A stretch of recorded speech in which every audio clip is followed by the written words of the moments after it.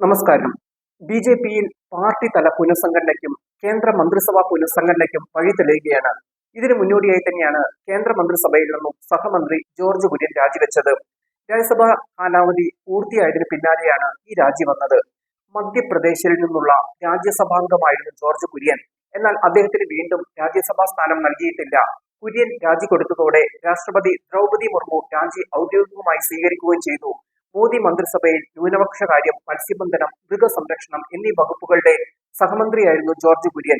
മന്ത്രിസ്ഥാനം ഒഴിഞ്ഞ George Kurian party സംഘടനാ രംഗത്ത് തന്നെ മടങ്ങിയെത്താനാണ് സാധ്യത. കഴിഞ്ഞ നിയമസഭാ തെരഞ്ഞെടുപ്പിൽ കാഞ്ഞിരപ്പള്ളിയിൽ നിന്നും കുര്യൻ മത്സരിച്ചെങ്കിലും കാര്യമായ ചലനമുണ്ടാക്കാൻ അദ്ദേഹത്തിന് സാധിച്ചിരുന്നില്ല. കേരളത്തിൽ നിന്നുള്ള 2 കേന്ദ്രമന്ത്രിമാരിൽ ഒരാളാണ് ഇപ്പോൾ ഇല്ലാതായത്. സുരേഷ് ഗോപി മാത്രമാണ് ഇപ്പോൾ കേരളത്തിൽ നിന്നുള്ള കേന്ദ്രമന്ത്രിസഭാംഗം. ജോർജ് കുര്യൻ രാജി സമർപ്പിച്ചതോടെ ഈ ഒഴിവിൽ ആര് വരും എന്നാണ് ഉറ്റുനോക്കപ്പെടുന്നത്.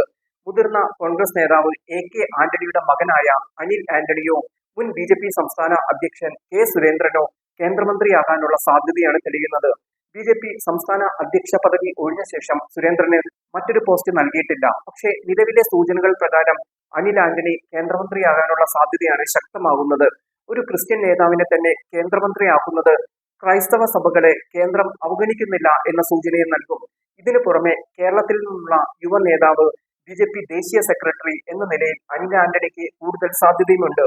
കേരളത്തിൽ നിന്നും ഒരു മന്ത്രിയെ ഒഴിവാക്കുമ്പോൾ മറ്റൊരു മന്ത്രിയെ നൽകാനുള്ള സാധ്യതയും കൂടുതലാണ്. തിരുവനന്തപുരം കോർപ്പറേഷൻ ഭരണവും തൃശൂർ MP സീറ്റും 3 MLA-മാരും കേരളത്തിൽ ബി.ജെ.പിക്കുണ്ട്. അതുകൊണ്ട് തന്നെ കേരളത്തെ അവഗണിക്കാനുള്ള സാധ്യത കുറവാണ്. കേരളം പിടിക്കുകയാണ് ലക്ഷ്യമെന്ന് പ്രധാനമന്ത്രി മോദിയും ആഭ്യന്തരമന്ത്രി അമിത്ഷായും പലകുറി പ്രഖ്യാപിക്കുകയും ചെയ്തിട്ടുണ്ട്. അതുകൊണ്ട് തന്നെ കേരളത്തിനെ അവഗണിക്കാനുള്ള സാധ്യത കുറവാണ്. NFDC ചെയർമാനായി സിനിമാ താരവും ബി.ജെ.പി. നേതാവുമായ കൃഷ്ണകുമാറിനെ ഈ അടുത്ത സമയത്താണ് മോദി സർക്കാർ നിയോഗിച്ചത്. റബ്ബർ ബോർഡ് ചെയർമാനായി ബി.ജെ.പി. നേതാവ് N. ഹരിയെ നിയോഗിച്ചതും കഴിഞ്ഞ ദിവസമാണ്. ഇതെല്ലാം കേരളത്തിന് കേന്ദ്രം നൽകുന്ന പ്രാധാന്യമാണ് എടുത്തു കാണിക്കുന്നത്. അനിൽ ആന്റണി വരുമോ അതോ കെ. സുരേന്ദ്രൻ വരുമോ എന്നാണ് അറിയാനുള്ളത്. അനിൽ ആന്റണിക്ക് മന്ത്രിപദവി നൽകിയാൽ ബി.ജെ.പി. പുനഃസംഘടനയിൽ അർഹമായ പ്രാതിനിധ്യം കെ. സുരേന്ദ്രനെ ലഭിച്ചേക്കും.